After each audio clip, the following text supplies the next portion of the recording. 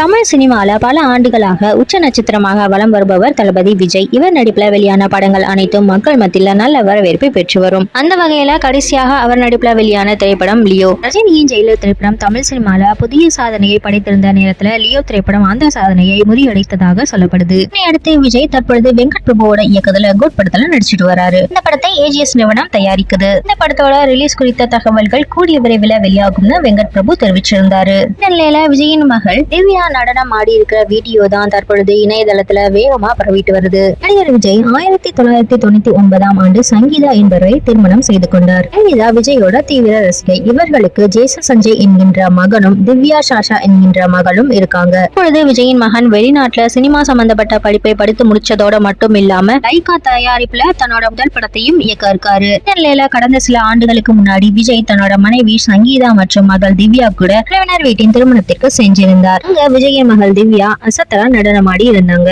விஜய் வியந்து பார்த்திருக்காரு. இப்பொழுது அந்த வீடியோவை தான் ரசிகர்கள் சோசியல் மீடியால வைரல் ஆக்கிட்டு வராங்க.